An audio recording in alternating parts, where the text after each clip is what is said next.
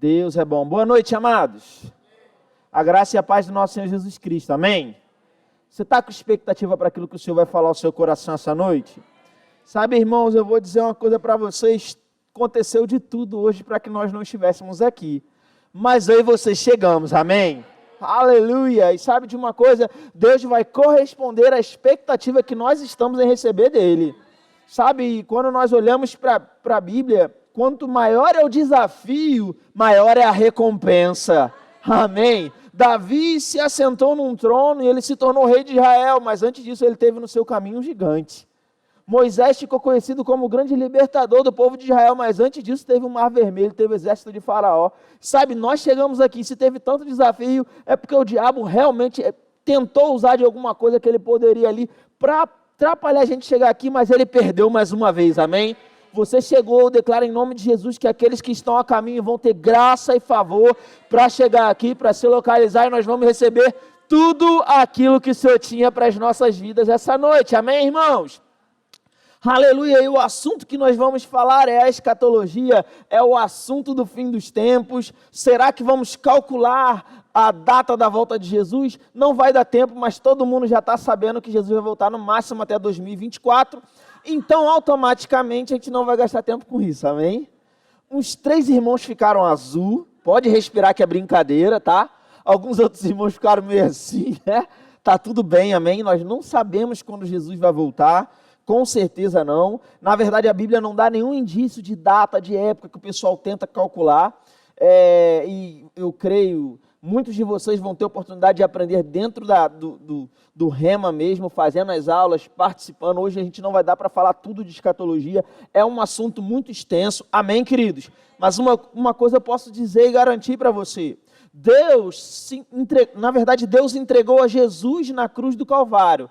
Para quê? Para que Ele morresse em nosso lugar e o Espírito Santo pudesse habitar dentro de nós, para que nós pudéssemos ser feitos nova criatura, amém? Para que nós pudéssemos ser feitos filhos de Deus. No Antigo Testamento, o homem, ele não podia ter um acesso a Deus, ele tinha que oferecer um sacrifício, ele tinha que fazer uma série de coisas, e o sumo sacerdote era o representante do homem diante de Deus, era ele que intercedia, ele que fazia as orações, amém, queridos? O Espírito Santo não habitava dentro do homem, mas Deus entregou a Cristo querendo restabelecer essa conexão, essa aliança e esse relacionamento. E aí Jesus se entregou por nós, o Espírito Santo veio morar dentro de nós. Para quê? Para que eu pudesse saber que Jesus está voltando olhando para o noticiário. Faz sentido? Não, para que eu pudesse saber que Jesus está voltando olhando para os terremotos. Aleluia. Ficou quieto, talvez em alguns momentos vão ficar mesmo, porque é para você refletir. Deixa eu te dizer uma coisa, a base da nossa vida não é o noticiário, não é o que está acontecendo no mundo, é o que está na palavra de Deus, nas Sagradas Escrituras. A base para a nossa vida é o que está na Bíblia e aquilo que o Espírito Santo vai declarar dentro de nós. Sabe, eu acho interessante, algumas pessoas ficam chateadas comigo, porque começam um tempo atrás, né? Eu lembro que eu fiz até um vídeo falando sobre isso. Tinha um vídeo circulando na internet, e aí o vídeo era assim, aparecia um monte de ovelha rodando, assim, ó, muita ovelha, irmão. Pensa em muitas ovelhas rodando no mesmo lugar, foi? Aleluia, glória a Deus, aleluia, vocês estão me ouvindo? Aleluia, glória a Deus, Deus é bom em todo tempo, não? Então vamos continuar. Então tinha esse monte de ovelha rodando, e aí o pessoal falando, olha aí, é um sinal da volta de Jesus. Oh, aleluia. Olha, as ovelhas estão rodando. Elas sabem que tem alguém para chegar. Gente, você vê uma ovelha rodando e dizer que isso é sinal da volta de Jesus? Como é que é isso? As pessoas querem se agarrar a qualquer coisa. Deixa eu dizer uma coisa. Nessa escola você vai aprender a palavra. E sabe de uma coisa, você vai saber sim que Jesus está voltando, em breve. Mas não é porque tem uma ovelha rodando. É porque Ele prometeu, eu venho sem demora e comigo está o galardão. Amém? Foi Ele que prometeu. Então essa é a garantia que eu tenho. A expectativa que eu tenho é que Jesus volte a qualquer momento. Irmãos, Jesus pode voltar antes dessa aula acabar hoje. Eu sei que, irmãos, geralmente a coisa é um pouco assim, né? Jesus está voltando, glória a Deus. Mas não volta agora não, Jesus. Deixa eu comprar minha casa de praia. Irmão, deixa eu te dizer uma coisa. Não há nada nessa terra que se compare a estar com Cristo. Amém? E eu creio que até o final da aula de hoje nós vamos conseguir colocar algumas coisas, conectar algumas coisas. Eu creio em nome de Jesus você vai sair daqui com expectativa na volta de Jesus, tendo alegria nesse encontro com Ele. Amém, irmãos? E por que, professor, que existe essa ideia? Por que existe esse conceito? Jesus não volta agora não. Na realidade, irmãos, deixa eu pedir o auxílio de alguém aqui só para poder tirar. Aleluia.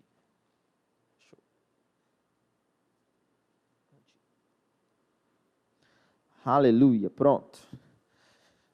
Por que existe essa ideia no meio da igreja de Cristo? Irmãos, foi o diabo que plantou ao longo do tempo através de mentiras e sofismas. Que tipo de mentira, que tipo de sofisma? Dos mais diferentes o possível. Deixa eu perguntar aliás, deixa eu fazer uma coisa aqui. Dá um glória a Deus bem forte a quem vai morar no céu para sempre. Não vai não. Já viu aquele meme daquela senhora? Não vai não. Então, não vai não. Ui! Você não vai morar no céu para sempre. Sabe por quê? Porque a Bíblia não diz que você vai morar no céu para sempre. Isso não existe na Bíblia. O que existe na Bíblia é, nós iremos encontrar com Cristo nos ares, nós vamos passar uma temporada no céu de 7 anos, mas depois, e olha, deixa eu te dizer uma coisa, há várias correntes de interpretações da escatologia. Um pensa de um jeito, outro pensa do outro, mas nenhuma delas pensa que vai morar no céu para sempre. Olha que interessante. É uma unanimidade. Por quê? Porque a Bíblia diz que Jesus vai voltar para essa terra para reinar como leão da tribo de Judá. E nós somos chamados a reinar com Ele. Depois dele reinar nessa terra por 1000 anos, eu gostaria de pedir para colocar a primeira imagem que eu passei, por favor, com o panorama completo. Porque aí a gente começa, passando aqui como vai ser. Não vai dar tempo de eu te mostrar tudo na Bíblia, mas eu vou passar aqui de maneira breve. Você vai se inscrever no Rema, eu creio em nome de Jesus. Graça e favor vai chegar sobre a sua vida. É um tempo para você crescer e avançar no Senhor, amém? E aí você vai aprender um passo por um passo aí com as referências bíblicas. Mas basicamente, eu tenho aqui, antes, isso aqui já aconteceu. Mas mesmo assim eu vou pegar o quadro todo para ficar bem completo, amém, queridos? Então vamos lá, olha o que está acontecendo aqui. Nós temos a eternidade passada, antes de Deus criar a terra. E aí Deus vai criar a terra. Nós temos Adão. Passam 2000 anos Abraão, depois Jesus nasce próximo do ano 0. Não vou entrar em detalhes de data aqui. Depois nós temos a morte e a ressurreição de Cristo. Jesus sobe para as alturas e aí nós temos o período da igreja, que é o período de hoje. Diga hoje. E depois disso, esse período da igreja se encerra com o arrebatamento, quando nós encontraremos com Jesus nos ares, seremos julgados no tribunal de Cristo e ficaremos 7 anos comemorando uma festa no céu, que são as bodas do Cordeiro. Enquanto isso, aqui na terra, temos 7 anos de tribulação, onde o Satanás vem com o tridente atrás do pessoal que está aqui embaixo, e lá no final desse período, Jesus volta para a batalha do Armagedon, vence a batalha, prende o diabo, joga o falso profeta e o anticristo direto no lago de fogo, vai julgar os judeus e os gentios vivos e vai ressuscitar os santos do Antigo Testamento e as pessoas que foram assassinadas na tribulação por causa da palavra de Deus. Depois disso, Jesus governa na terra por 1000 anos. No final desses 1000 anos, o diabo é solto novamente. Tudo isso está na Bíblia, tá bom? Isso aqui o pessoal acha que é invenção, mas está lá em Apocalipse no capítulo 20, tá? O diabo é solto, mas um pessoal vai seguir ele, mas eles serão destruídos aqui, tá? E o diabo é jogado no lago de fogo. Por fim, nós temos o julgamento do trono branco, onde são destruídos os céus e a terra que agora existem. E são criados novos céus, nova terra, e é aqui que a nova Jerusalém desce e pousa na nova terra. Isso está lá em Apocalipse 21. Não existe morar no céu para sempre. E eu vou te dar uma informação. Se você quiser muito morar no céu para sempre, tudo bem, você vai morar lá sozinho. Porque a Bíblia diz em Apocalipse 21 que Deus, o Pai, desce para morar na nova Jerusalém, na nova terra. Então nem Deus vai morar no céu para sempre. E o povo dando glória a Deus que vai morar no céu para sempre. Como que vai morar no céu para sempre? Você consegue perceber por que a expectativa da igreja às vezes não está em partir para o Senhor, em ver essas coisas se cumprir? Não sabe nem como você vai ter expectativa numa coisa que você não sabe nem o que é, que você não tem nenhum tipo de conhecimento sobre aquilo, que a gente está tão distante daquilo que a Bíblia diz. Não, porque quando Jesus chegar, irmão, olha, você está aprontando, é contigo mesmo. Porque quando chegar lá no céu, vai passar tudo no telão de Jeová. No telão de Jeová. Deu língua para sua mãe em 1970, culpado, tá lá, estava dando língua para tua mãe. Ei, deixa eu te dizer uma coisa. A Bíblia diz que os nossos pecados foram cravados na cruz do Calvário. Paulo diz em Romanos, no capítulo 8, no versículo 1, agora, pois, já nenhuma condenação há para aqueles que estão em Cristo Jesus. Você foi justificado, meu irmão. Você vai aprender nessa escola, numa aula chamada Justiça de Deus. O que a Bíblia diz em 2 Coríntios, capítulo 5, versículo 21. Aquele que não conheceu o pecado, Deus o fez pecado por nós, para que nele nós fôssemos feitos a justiça de Deus. Oh, aleluia! Jesus pagou o preço pelos teus pecados. Vem cá, você acha que um bom juiz iria pegar simplesmente e deixar com que uma conta fosse cobrada 2 vezes a mesma pessoa? Um bom juiz faria isso? Não. Você sabia que se você for cobrado 2 vezes pela mesma conta, isso é chamado cobrança indevida? E você pode processar e você vai ganhar. Agora, se na justiça natural é uma cobrança indevida... O Centro de Treinamento Bíblico Rema, uma escola aleluia, bíblica de caráter inter... Se no natural é uma cobrança indevida, imagina no espiritual. Ei, Deus cancelou seus pecados, meu irmão. Deus entregou Jesus para você ser filho dele, ser justificado, ser ungido, capacitado pelo Espírito Santo a fazer grandes coisas, a desfazer as obras de Satanás, a dar continuidade às obras de Jesus. Para quê? Para chegar lá no céu e te humilhar na frente de todo mundo. As nossas crenças muitas vezes não fazem o menor sentido e elas não estão alinhadas com a palavra de Deus. Ei, esse é o tempo de você conhecer uma escola que vai quebrar todo o sofisma, todo o conceito. Eu declaro sobre a sua vida, em nome de Jesus, uma nova temporada de crescimento, de avanço, sofismas e cadeias sendo quebradas pela autoridade e pelo poder da palavra de Deus. Amém, irmãos? E aí se cria, não, eu vou ficar no telão. Vou ter meus pecados no telão. Depois disso, vou ficar balançando numa redinha em cima de um gramado verde para sempre cantando santo ao Senhor. Meu irmão, é maravilhoso adorar o Senhor, mas você não vai ter alegria e expectativa numa coisa que não é o que Deus projetou para você. Deus tem um projeto para você, você não vai conseguir, porque a fé, ela vem pelo ouvir a palavra de Deus. A fé, ela só é genuína e válida se ela estiver alinhada com a palavra de Deus. Imagina, uma mulher se apaixona por um homem, mas ele é casado. Agora eu vou ter fé para ele separar da esposa dele para eu poder ficar com ele. Faz sentido? Não faz. Por quê? Porque isso não está em linha com as Escrituras. A fé só pode ser gerada onde a vontade de Deus é conhecida. Quando você conhece a vontade de Deus e você conhece a palavra de Deus, então a sua crença se torna habilitada para de fato ser uma fé genuína segundo a fé das Escrituras, a fé do coração, a fé do Espírito, a fé do tipo de Deus, que você vai aprender na matéria Fundamentos da Fé no Centro de Treinamento Bíblico Rema Brasil. Amém, irmãos? Então entenda, não faz sentido a gente estar querendo crer numa coisa que não está alinhada com o que Deus colocou. Você não vai ficar balançando em uma rede. Isso é a ideia de preguiçoso, gente. A pessoa pensa que vai ficar no ócio eterno.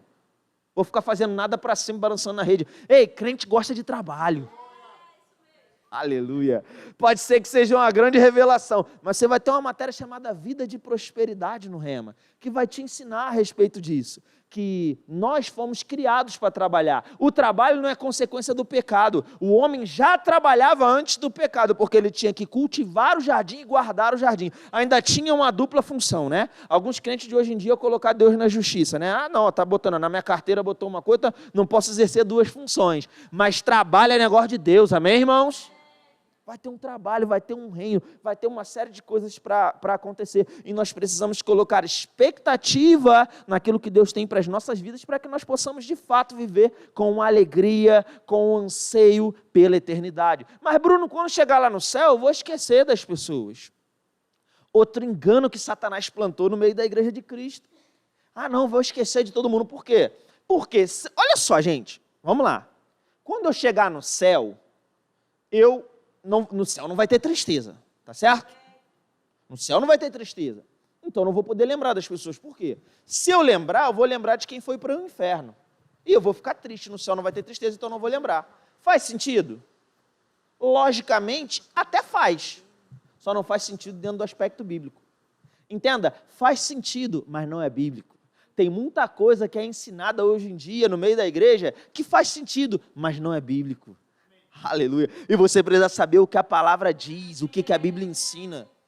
Deixa eu te dizer uma coisa, se a gente fosse dar continuidade a esse pensamento, sabe quem mais não ia poder lembrar de ninguém? Jesus. Porque no céu não tem tristeza, Jesus está lá no céu. Se ele souber das pessoas que estão indo para o inferno, ele ia ficar triste. Quem ama mais as pessoas que vão para o inferno? Eu e você ou Jesus? Quem se entregou na cruz foi ele.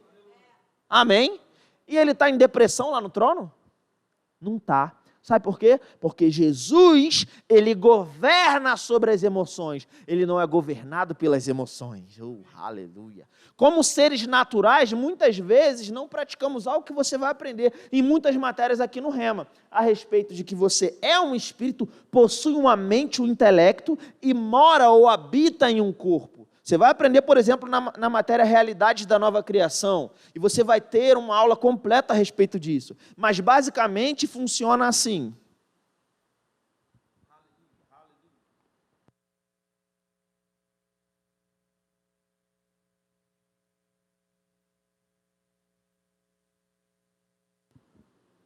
Aleluia. Vamos lá. Já deu tudo certo, amém, irmãos? Então, você vai ter uma matéria para aprender sobre isso. Mas como que funciona quando você não tem esse conhecimento? Você está lá, chega uma informação contrária, olha, vai dar errado, a conta não vai bater, a enfermidade está batendo na porta da sua mente, os seus filhos estão se perdendo, vai chegar algum tipo de informação, você vai perder o seu emprego. Essa informação ela vem na sua mente. Como você ainda está voltado para as coisas naturais, ou como você ainda não treinou a sua mente e o seu espírito para trabalhar na frequência certa, o que acontece? Você fica dependente das notícias. Quando chega uma notícia, você fica preocupado, ai meu Deus, o que eu vou fazer? Você começa a se perder e se desconcentrar nessa notícia ruim que veio bater na sua porta. Mas quando você é treinado para ser um ser espiritual, e Paulo ensina sobre isso em 1 Coríntios 2, ele fala que o homem natural não compreende as coisas de Deus, mas o homem espiritual, ele discerne todas as coisas. Ei, Deus não te chamou para ser natural, Deus te chamou para ser espiritual. Quando você é espiritual, sabe o que vai acontecer? Quando a notícia bater na sua porta, o dinheiro não vai dar, você vai dizer, ei, o Senhor é o meu pastor, nada me faltará. Não me movo por aquilo que eu estou vendo, não me movo por aquilo que está no natural, mas a palavra de Deus diz, eu creio, eu confio, eu permaneço naquilo que a palavra de Deus diz. Percebe a diferença? Você pode treinar isso, estando aqui na terra. Agora você imagina Cristo, que está numa posição de glória. Agora você imagina eu e você quando estivermos glorificados juntamente com Ele nos céus. Não seremos mais governados pelas emoções. Então, querido, deixa eu te dizer, a sua mente tem as lembranças que você passou, né? As suas memórias, as suas características, a sua personalidade. Deus não vai passar um chip para você ter amnésia celestial, até porque no céu não tem doença, amém? Então sim, e a Bíblia tem uma promessa que nós seremos a semelhança de Cristo. Filipenses capítulo 3, versículo 20 e 21 vai dizer que quando Ele se manifestar, vai transformar o nosso corpo de humilhação para ser igual ao corpo da glória dEle. 1 João, no capítulo 3, no versículo 2, vai dizer que agora nós somos tal qual Ele era, quando estava aqui na terra, mas vai chegar o dia que nós vamos ser como Ele é agora. Meu Deus, você não tem noção do que eu estou falando aqui não. Ser igual a Cristo, é isso mesmo. Eu vou te dar mais uma referência bíblica. O apóstolo Paulo diz em 1 Coríntios, no capítulo 13 e versículo 12, ele diz o seguinte, olha, hoje eu contemplo de maneira obscura, eu contemplo a Deus de maneira obscura ou de maneira embaçada, como olhando por um espelho. Naquela época o espelho era um espelho fosco, não era como os espelhos que tem hoje em dia. Por isso ele usa essa expressão, ele diz, mas vai chegar o dia, aleluia, que eu vou olhá-lo face a face, e então irei conhecê-lo como eu sou conhecido dele. Você vai ter uma mente tão sobrenatural, tão extraordinária, que a Bíblia diz que você vai conhecer a Deus na mesma medida que Ele conhece você hoje. A Bíblia diz que Deus sabe quantos fios de cabelo tem na sua cabeça, nem você sabe. A menos que você tenha poucos cabelos, talvez você possa saber. Vamos lá. Mas Você nem sabe quantos fios de cabelo na cabeça você tem, e Deus sabe, e você vai conhecer Deus na mesma medida. Gente, você tem noção disso? Então você não vai precisar ter uma amnésia para não ficar triste no céu. Você vai governar sobre as emoções. Irmãos, são muitos conceitos errados que, infelizmente, em um dia de aula demonstrativa, a gente não vai ter como resolver tudo. Eu estou apenas citando algumas coisas para aguçar em você o interesse de entender o que Deus diz a seu respeito, amém? O que Deus diz sobre o seu futuro. Ainda que eu saiba que nós não vamos resolver tudo hoje, mas nós vamos andar sobre trilhos baseados na palavra de Deus, que vão nos garantir um lugar de segurança e de alegria. Amém, queridos? Ah, Bruno, mas você veio aqui para citar esses versículos assim e falar dessa forma e simplesmente eu concordar? Não, eu vou te dar algumas bases e nós vamos conversar algumas coisas. Primeiro, eu gostaria de convidar você a abrir a sua Bíblia, por favor, lá em 1 Coríntios, no capítulo 15.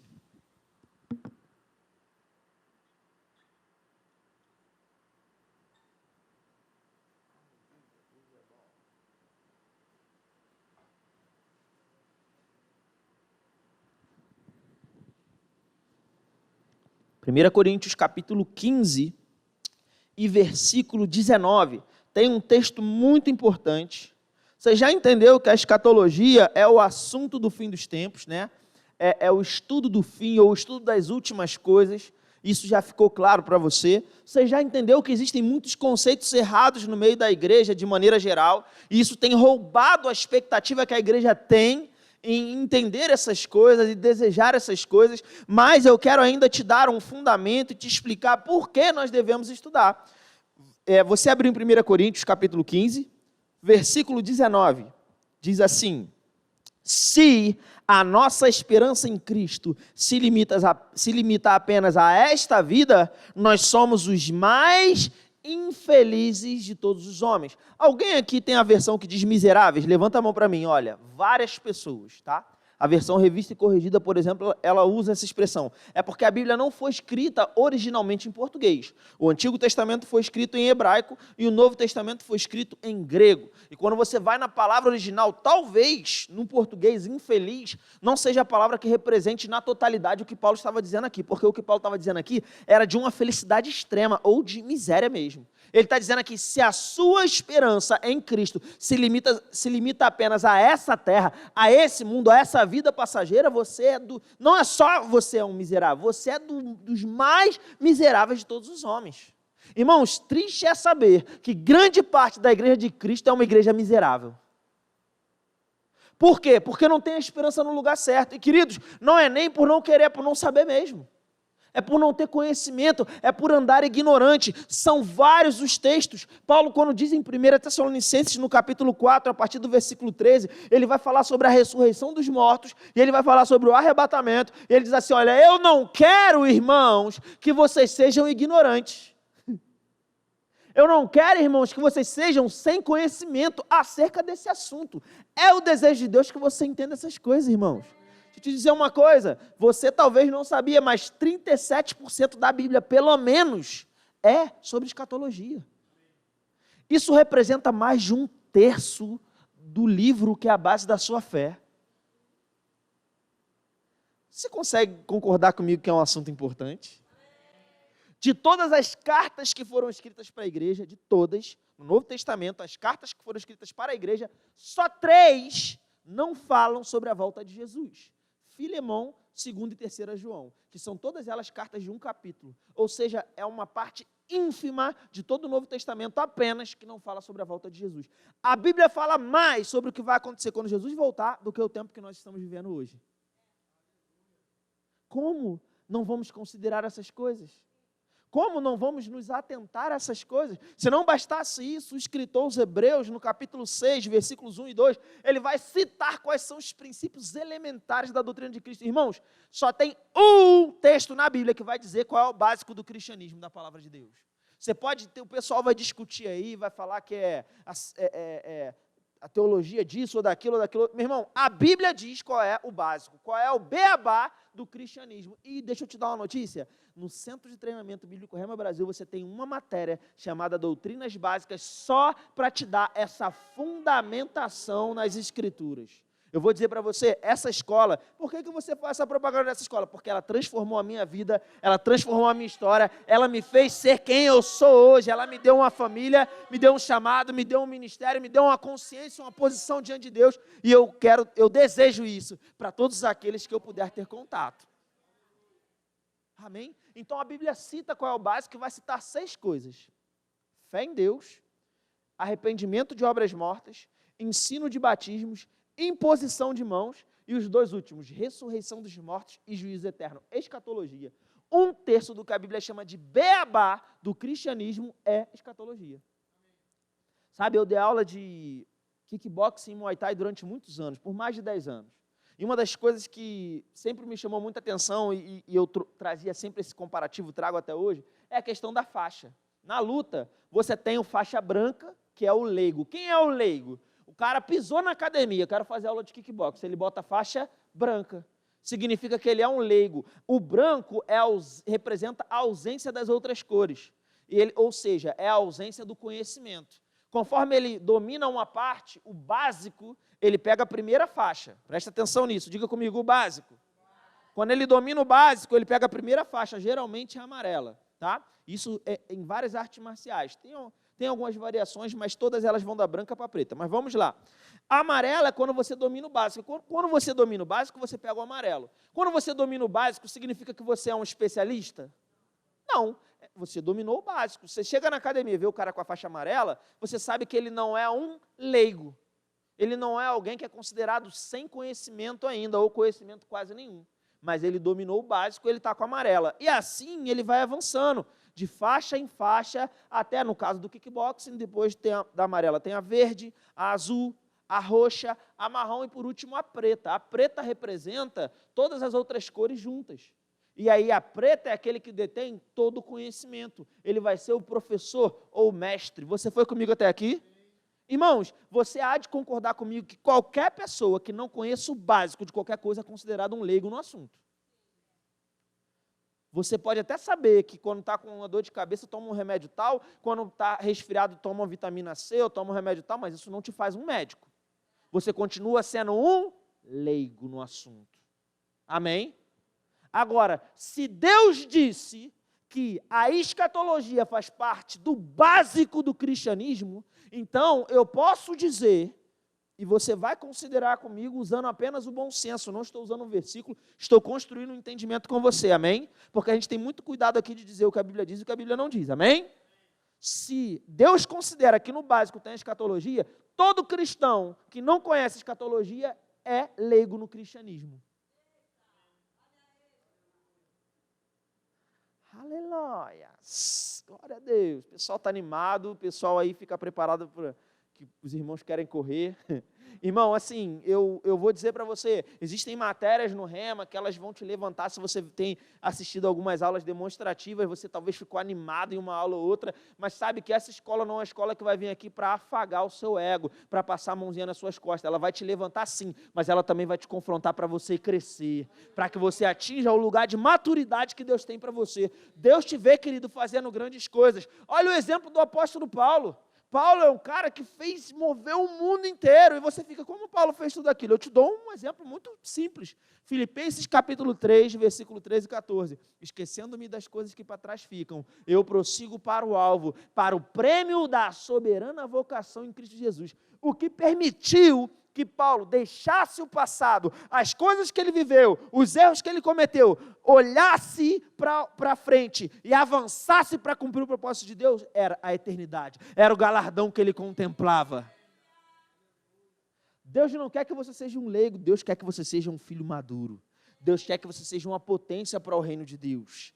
Aleluia. Deixa eu te dizer uma coisa, a capacidade e o potencial que você tem é sobrenatural. Quando eu passo naquele quadro que eu passei aqui no início, com todas aquelas informações, a primeira vontade que talvez as pessoas tenham é sair correndo. Meu Deus, é muita informação, não gravei nada disso aí, está tudo bem. Agora, deixa eu dizer uma coisa, quando você chega numa autoescola e tem contato com uma primeira aula de direção, você não sai dali achando que é facinho, não.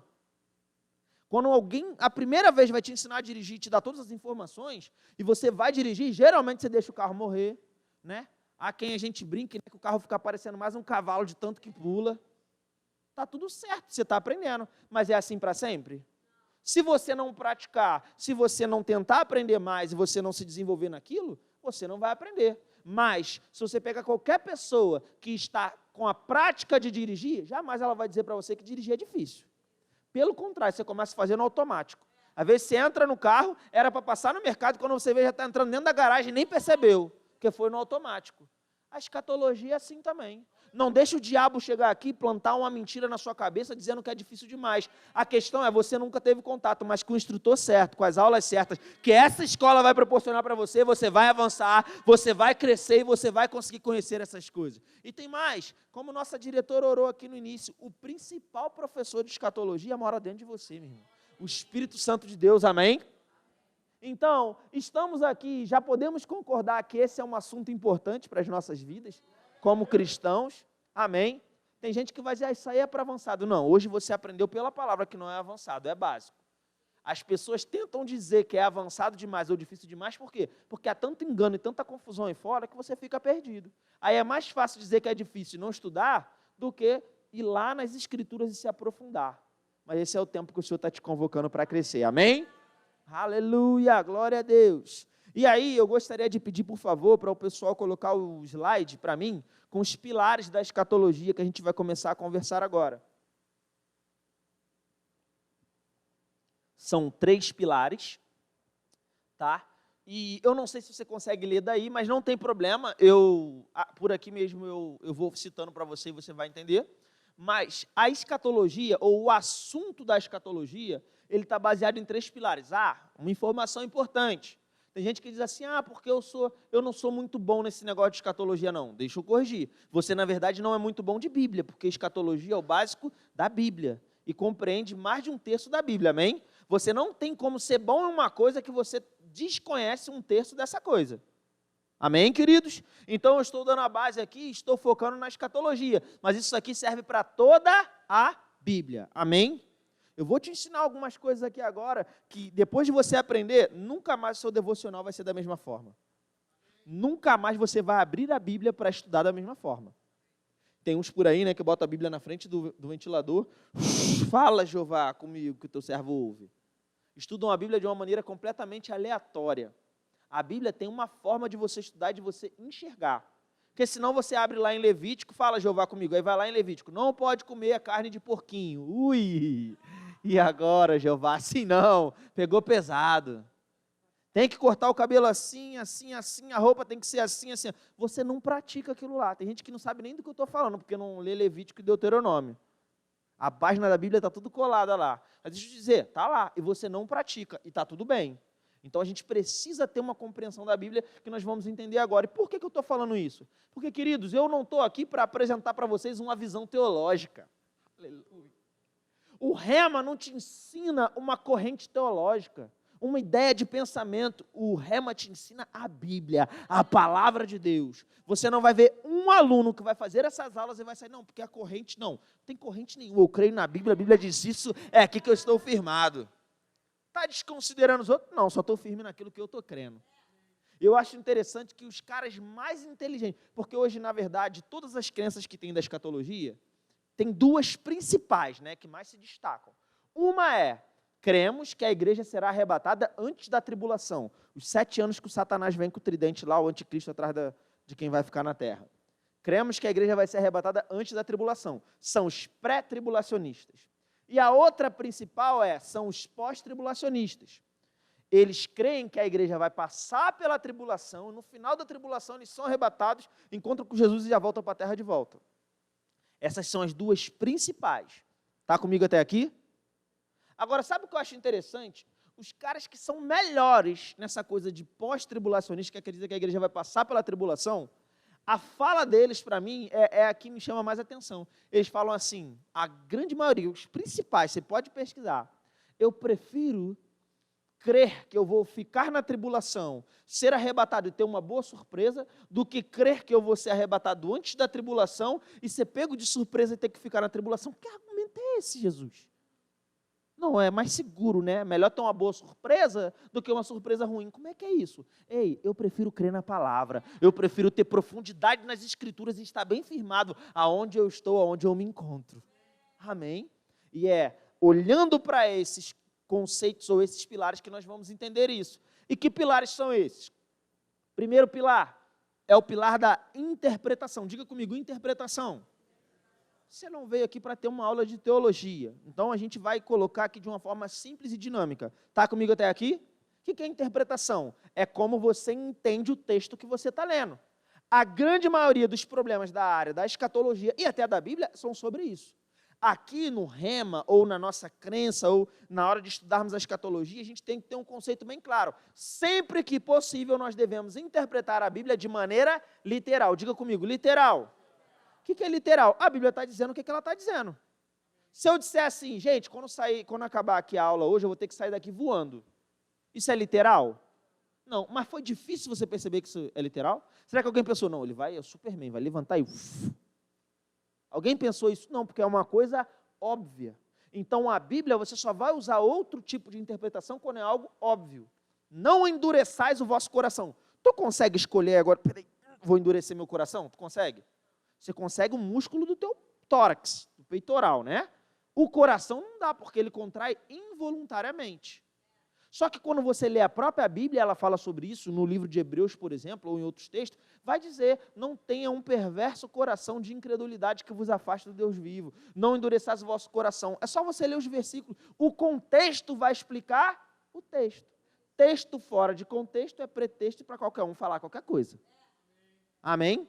Por isso, nas aulas do Rema, nós olhamos o texto e o contexto e passamos de maneira minuciosa para tirar todas as conclusões que nós temos que tirar. Mas o que eu quero que fique claro para você aqui é que nós vamos usar a interpretação literal. E aí, quando o pessoal começa assim, não, porque isso aqui, na verdade não. Se a Bíblia não está dizendo, então não é o que eu vou crer. Eu vou crer naquilo que a Bíblia está dizendo. E, gente, é tão simples, que eu vou te dar um exemplo clássico. Quem aqui já ouviu a expressão assim, a pessoa está lá, vai ter uma oração no culto.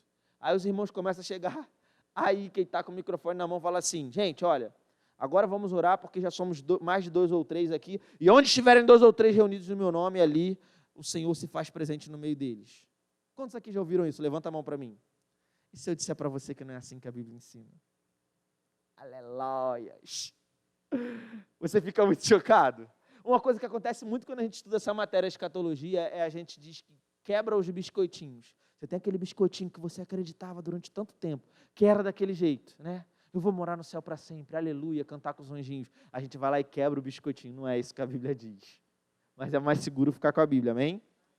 Você está pensando até agora, chateado, porque eu falei que a Bíblia não diz isso. Tá bom, eu vou explicar. Vamos lá. O que a Bíblia diz? Isso está registrado lá em Mateus capítulo 18. Depois você vai ler o texto com calma. Jesus fala o seguinte, se o teu irmão pecar contra você, vai até o teu irmão e argue ele, ou questiona ele. Se ele receber a sua repreensão, você ganhou o seu irmão. Está comigo até aqui? Teu irmão pecou contra você. Você vai lá e questiona o que ele fez. Se ele aceitar o que você está falando, você já ganhou ele. Corrigiu ele. Amém? Agora, se ele não aceitar, você chama mais 2 pessoas, para que pela palavra de 2 ou 3, toda a palavra seja confirmada. Se mesmo assim ele não aceitar, você leva para a assembleia, para a igreja. Aí ele vai... Agora, se mesmo assim ele não aceitar, eu brinco, né? Esse irmão é quase o Satanás, né? Porque ele pecou contra você, tu falou com ele, não aceitou, veio 3 pessoas falaram com ele, não aceitou, a igreja inteira falou, não aceitou. Aí Jesus vai dizer, ó, esse aí você exclui do meio da congregação. Isso, quando Jesus fala isso, estava falando a respeito da Assembleia dos Judeus da sinagoga, que é o que existia na época, tá? Mas nem vou entrar nisso não. Só que nesse contexto, Jesus explica tudo isso, aí ele fala, depois dele dizer isso tudo, ó, então, se mesmo você não aceitar, exclui ele. Porque, aonde estiverem 2 ou 3 reunidos no meu nome, ali eu estou no meio deles. Jesus, quando ele fala um porquê, ele está conectando com o que ele acabou de falar. Ele não inventou isso, ó, quando tiver 2 irmãozinhos chegando na igreja, espera chegar o terceiro, aí eu chego. Se não chegar o terceiro, não vou não. Aleluia. Jesus estava explicando uma questão de autoridade. Você está lá, tem 3, 4 pessoas falando para você que você está errado, aceita.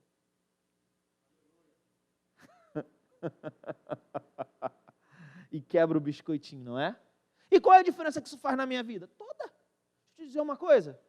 se você não tiver isso claro para você, e gente, eu não estou desconsiderando, tem gente que fala assim, ó, estamos 2 ou 3 aqui, e tem um conceito por trás, porque é a unidade da igreja. Essa pessoa sabe que ela sozinha, ela pode orar, mas quando chega aos irmãos, ela entende que há um poder na coletividade. Eu não estou anulando e excluindo isso, mas eu estou explicando apenas que você precisa entender isso que está por trás e o que a Bíblia está ensinando. Por quê? Você vai entender, queridos, que mesmo que não tenha 2 ou 3 irmãozinhos lá, você sozinho, Jesus é o seu intercessor, o Espírito Santo habita dentro de você e Deus é o seu Pai. Você já é a maioria. Maior é o que habita em vós do que aquele que habita no mundo.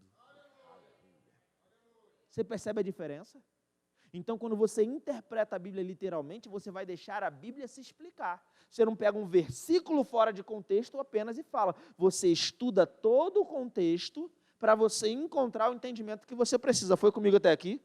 Isso é um pilar da escatologia. E os outros 2 pilares? São as dispensações e os 3 povos, que eu vou resumir de uma maneira mais básica, ok? Gastei um tempo aqui na interpretação para você poder entender e não achar que é um conceito super teológico da exegese. Não, é simples, é você deixar a Bíblia se explicar, acreditar naquilo que a Bíblia está dizendo. A Bíblia vai falar lá em Apocalipse, são 7 montes, os 7 montes são 7 reis. Aí o abençoado posta um vídeo na internet, não, porque os 7 montes, lá no Vaticano tem os 7 montes, então o Papa que morreu vai ser o anticristo, vai ressuscitar, tem uma maçaneta do lado de dentro da porta, ele vai sair, vai tocar o terror. Gente, eu tô falando isso aqui, você pode estar pensando que é brincadeira, isso é sério, tem vídeo falando isso. Porque os caras começam a viajar e falar que a Bíblia, isso aqui, no outro dia uma pessoa chegou para mim e falou assim, porque lá no Apocalipse fala, né, das 10 cabeças do dragão e aquela coisa toda, é tanto chifre, tanta cabeça, tanto monstro, tanto capeta, satanás lá em Apocalipse que você fica meio perdido, né? Na aula de escatologia você vai entender tudo, mas vamos lá.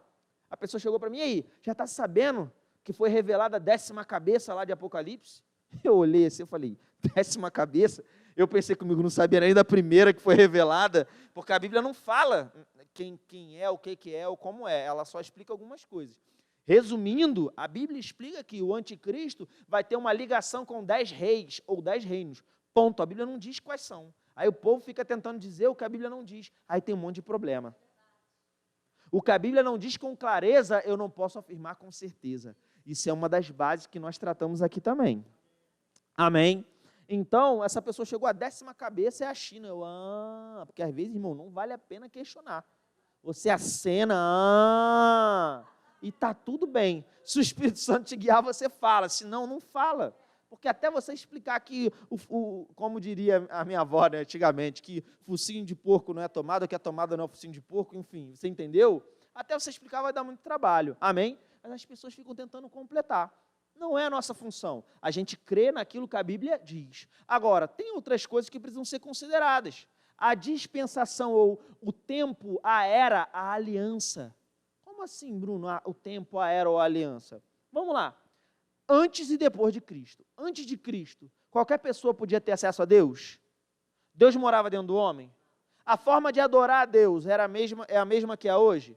Não, eles tinham sacrifício de animais, tinha uma série de coisas que era diferente. Agora se mudou a aliança, é diferente. Então eu não posso andar ou querer praticar os ritos da antiga aliança. Existe uma diferença. Está comigo até aqui? Só que, queridos, essa diferença é tão importante você entendê-la. Eu quero que você abra comigo, por favor, a sua Bíblia, lá em Mateus, no capítulo 10, para a gente ver com calma esse texto. Mateus, capítulo 10.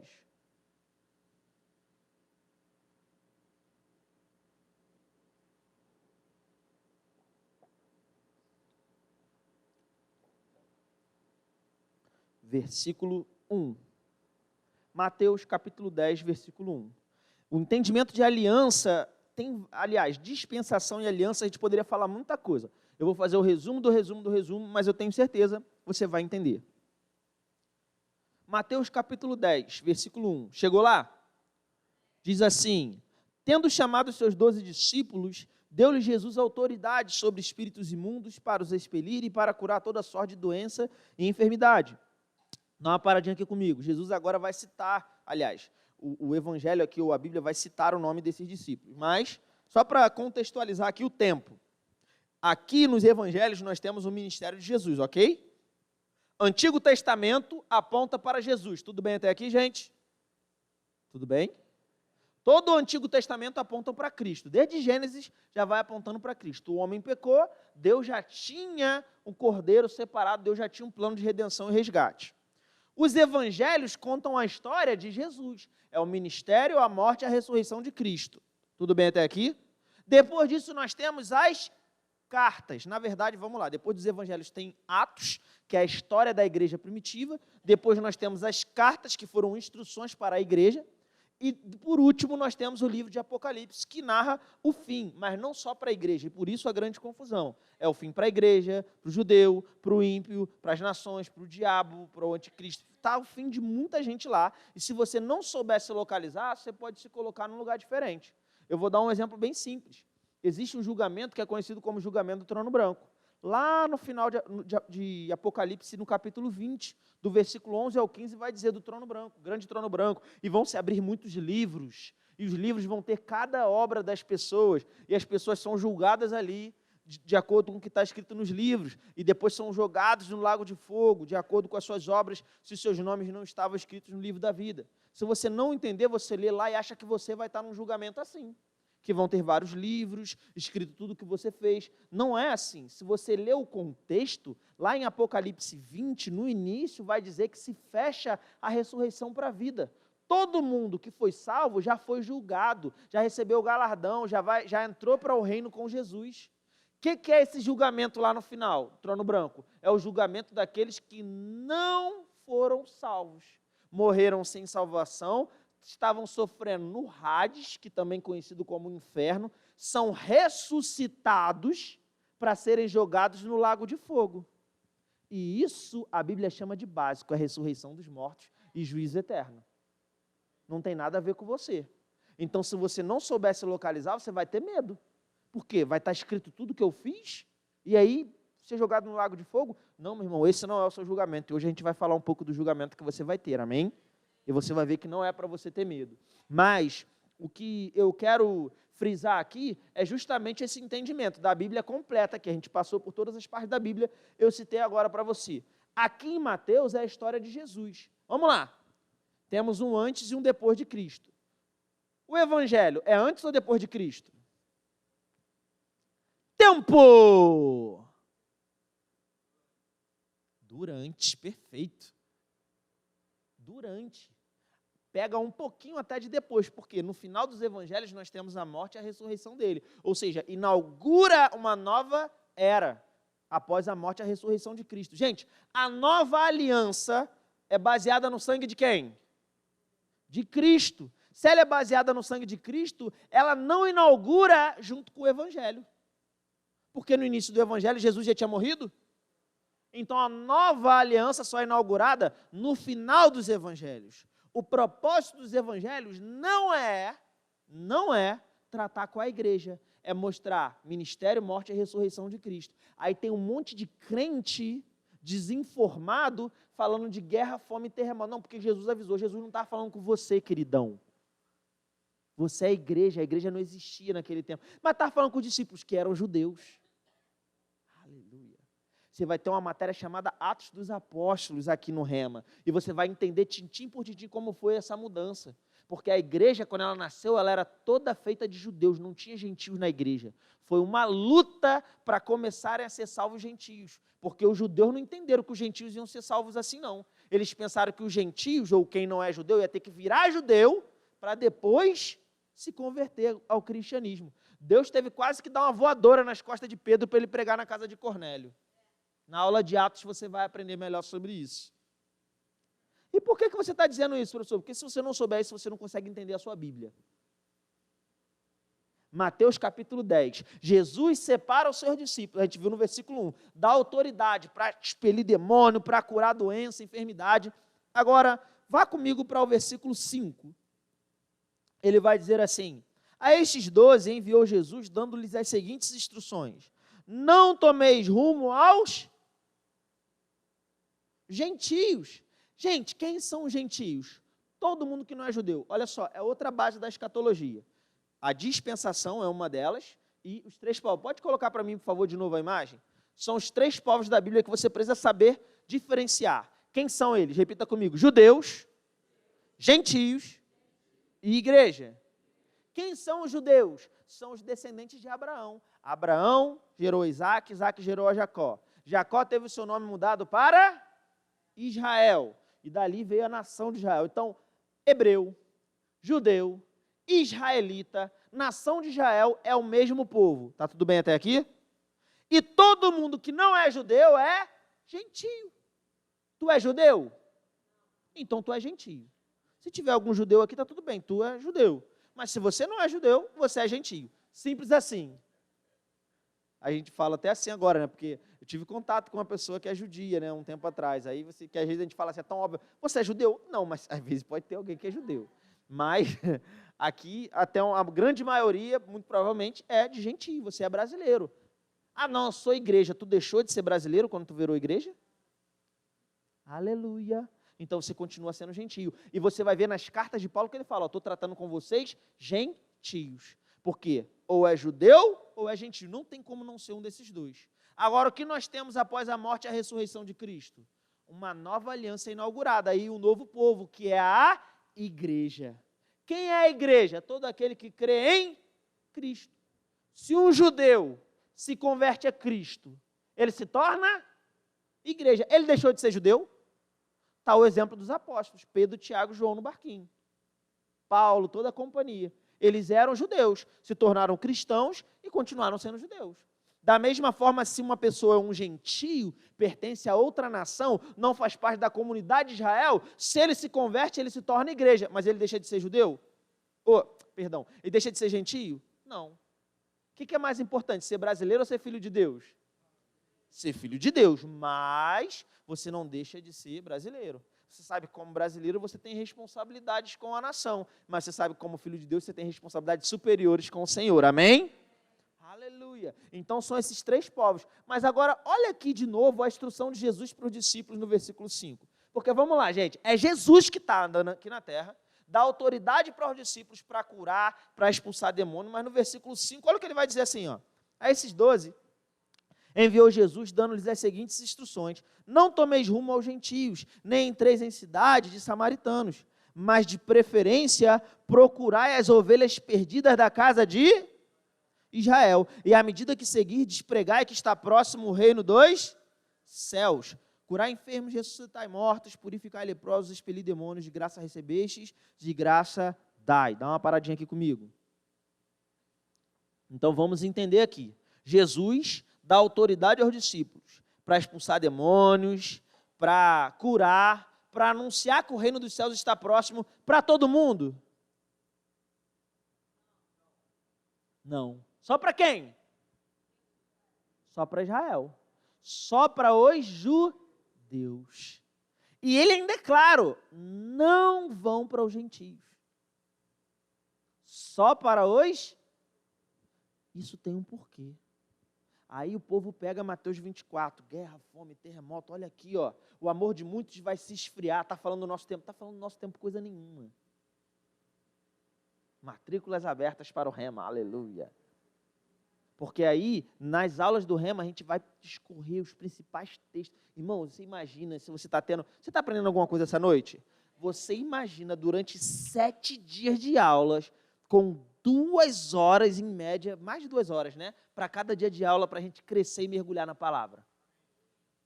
Em uma matéria. Agora você imagina em 24. O que Deus vai fazer na sua vida? Amém? Aleluia. Então Jesus está dando uma instrução aqui. Então, olha que importante. Tudo que Jesus falou, a gente deve obedecer? Sim ou não? Não. Porque aqui é a ordem de quem? Quem que deu a ordem ali? Quem que deu ordem para o discípulo, gente? E ele falou o quê? Prega que o reino de Deus está chegando. Só para hoje? Tu vai obedecer isso? Ficou na dúvida? Não obedece não, irmão. Sabe por quê? Porque senão, se todo mundo tivesse obedecido isso, você não tinha sido alcançado. Nem eu. Porque a gente não é judeu. Imagina, só pode pregar o evangelho para os judeus. Tu ia ficar de fora, eu também.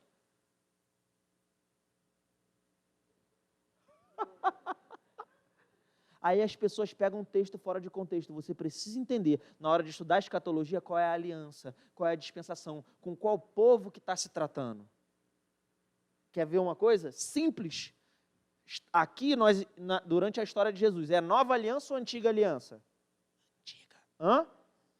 Muito bom. Olha, craques, antiga aliança, muito bom. A nova aliança inaugura depois da morte e ressurreição de quem? Agora, depois que ele morre e ressuscita, o que acontece? Ele aparece para os discípulos e ele vai dizer o quê? Prega só para os judeus? Não, pregue a toda criatura. Façam discípulos em todas as nações. Mudou a aliança.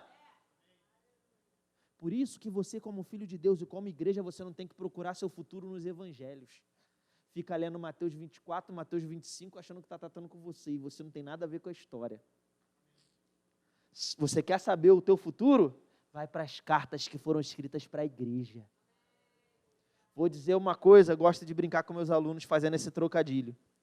Um cristão procurar o seu futuro no Antigo Testamento ou nos Evangelhos é tão incoerente quanto um jovem cristão e procurar uma esposa para se casar no meio da balada ou de um prostíbulo.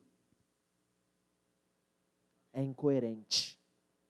Paulo diz para não se associar com os incrédulos, porque é julgo desigual, não se mover em aliança. Um cristão não deve casar com uma pessoa não cristã, é julgo desigual. Como diria Kenneth Hagin, se você é cristão e casa com uma pessoa que não é cristã, você vai ter problema com o seu sogro, que no caso é o diabo. Que você é filho de Deus, mas antes de ser filho de Deus, você era filho da ira e da desobediência. Efésios capítulo 2, do versículo 1 ao 5, fala sobre isso. E você, como cristão, tem que saber se localizar. Jesus sabia se localizar. Jesus tinha consciência da palavra. Por isso que tem muito crente tropeçando aí, meu irmão. Adão não estava totalmente consciente da palavra que Deus deu para ele. Ele foi feito imagem e semelhança de Deus e recebeu autoridade, foi abençoado. Mas quando a serpente veio com a tentação para Eva e para ele, eles caíram porque não estavam firmes na palavra. Se eles não estavam firmes na palavra, eles, mesmo estando no jardim do Éden, eles tropeçaram. Mas Jesus, que estava firme na palavra, mesmo estando no meio do deserto, ele venceu. Porque ele sabia, está escrito. O diabo tentando tirar o texto do contexto, ele, está escrito. O diabo, mas está escrito. Jesus, mas está escrito também, diabo. Aqui você não vai ter oportunidade. Aleluia. Deus está te chamando para saber o que está escrito, para aprender a se localizar, para você saber quem você é, o que você pode, o que você tem em Cristo Jesus, baseado nas Sagradas Escrituras no lugar certo. Amém, irmãos? Aleluia, glória a Deus. Eu quero convidar você a abrir comigo, por favor, a sua Bíblia, lá em Colossenses, no capítulo 1.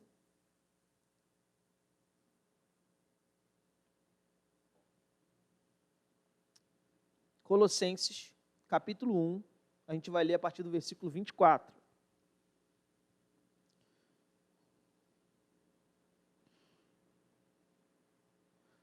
Colossenses 1, 24, você chegou lá?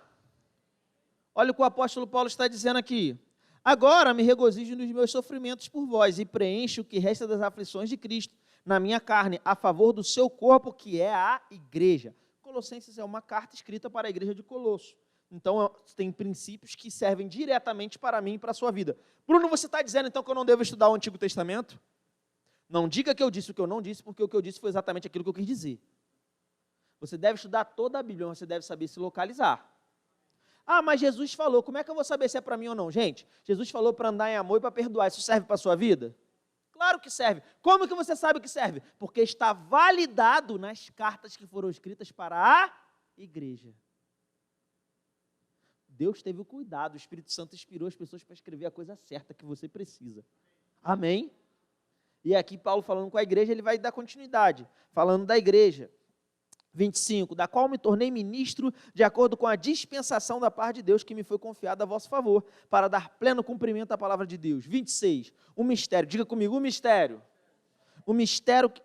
que estiver oculto dos séculos e das gerações, agora, diga comigo, agora, todavia se manifestou aos seus santos, aos quais Deus quis dar a conhecer qual seja a riqueza da glória desse mistério entre os gentios. Agora a salvação não é mais só para os judeus, agora é para todo aquele que crê em Cristo. Por isso o apóstolo João escreve no seu evangelho, veio para o que era seu.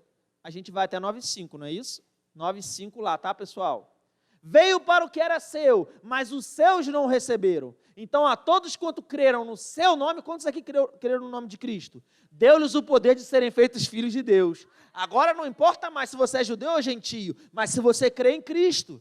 E ele vai dar continuidade aqui. O mistério que estava oculto agora se manifestou aos seus santos. 27. Que Deus quis dar a conhecer qual seja a riqueza da glória desse mistério entre os gentios. Isto é, Cristo em vós, a esperança da glória. Oh, aleluia!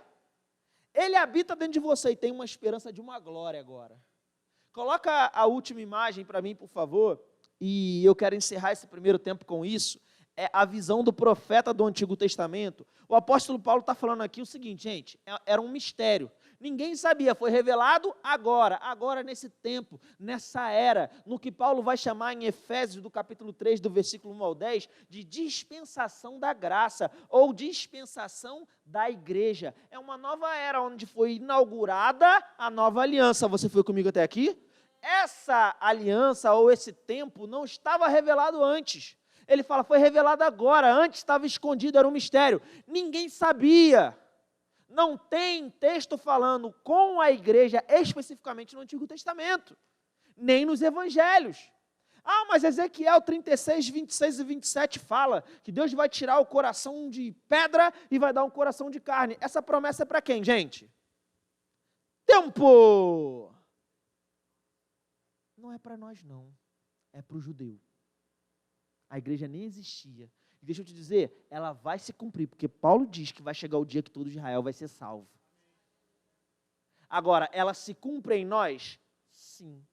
Por quê? Porque pela graça de Deus, Paulo vai escrever em Gálatas capítulo 3, versículo 13 e 14. Cristo nos resgatou da maldição da lei, fazendo-se ele próprio maldição em nosso lugar, porque está escrito, maldito todo aquele que for pendurado no madeiro, para que a bênção de Abraão chegasse até nós, gentios. O plano de Deus sempre foi alcançar todo mundo. E, Abraão, em ti serão benditas todas as nações da terra. Ele começou através de um povo, mas ele queria alcançar a minha e a sua vida.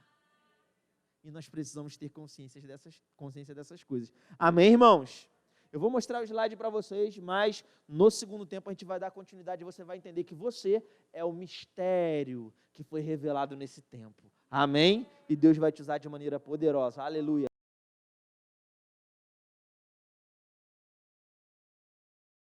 A Deus, que bênção poder estarmos sendo expostos a essa palavra. Eu queria pedir a você para fechar os seus olhos, para que nós pudéssemos orar de maneira bem breve. Pai, eu te louvo e te rendo graças, Senhor. Eu te agradeço pela tua palavra, eu te agradeço pela unção do teu Espírito, eu te agradeço por essa noite tão preciosa, Pai, que foi reservada para que pudéssemos estar diante da tua palavra, recebendo da sua influência, daquilo que está no seu coração, para que pudéssemos estar sendo acrescentados. E eu creio, Pai, em nome de Jesus, haverão grandes frutos por essa noite, Pai. Eu creio em nome de Jesus para aqueles que têm sede do Senhor, aqueles que têm desejado mergulhar em águas mais profundas com o Senhor. Eu creio em portas se abrindo, eu creio em recursos chegando, eu creio nos seus anjos se movendo, teu reino cooperando, para que todas as coisas cooperem, Senhor, aqui na terra, para que eles tenham a oportunidade de mergulhar ainda mais fundo do que aquilo que eles estão mergulhando essa noite. Em nome do Senhor Jesus Cristo, Pai, eu também te peço que o Senhor me use conforme a sua vontade, para servir a vida dos meus irmãos ensinando, e estando sensível àquilo que o Senhor queira instruir, inspirar e fazer conforme a sua vontade, em nome de Jesus, amém e amém, glória a Deus. Então, a gente vai para o segundo tempo. Você tem aprendido alguma coisa até aqui? Glória a Deus, estou muito feliz, alguns irmãos vieram fazer algumas perguntas muito boas, né? Deus é bom, e a gente vai dar continuidade àquilo que a gente já estava tratando. Eu mostrei para vocês, eu gostaria de pedir para colocar o slide novamente, que a gente terminou. A gente encerrou o primeiro tempo comentando que a igreja era um mistério que foi revelado no tempo presente. E essa imagem é a outra do profeta, a visão do profeta do Antigo Testamento. E essa imagem aqui, queridos, é uma percepção perfeita daquilo que nós vemos na Bíblia. Nós temos aqui, olha, o profeta da Antiga Aliança. Quando ele profetizava, eu citei até Ezequiel, né? Ezequiel, ele fala que Deus vai tirar o coração de pedra e vai dar um coração de carne, tá? Mas Ezequiel, ele tem essa visão, por quê? Os profetas do Antigo Testamento, eles anunciavam várias coisas, até o período de Cristo. Eles enxergavam a primeira vinda de Cristo. Você vai ver Isaías no capítulo 53, por exemplo, falando a respeito que ele seria moído pelas nossas iniquidades, né? O castigo que nos traz a paz estava sobre ele, falando mesmo sobre o sacrifício de Cristo. Mas eles não falam só sobre isso. Você vai ver, por exemplo, lá em Isaías, né? Perdão, eu citei agora, foi Isaías 53. Você vai ver, por exemplo, Isaías no capítulo 2, falando que o rei, o Messias, iria governar sobre toda a terra a partir de Jerusalém. Então a Bíblia revela Cristo como esse governador poderoso, que ele virá, irmãos, ele vai voltar, amém? Ele é o cordeiro, ele se entregou, mas ele também é o leão da tribo de Judá, amém?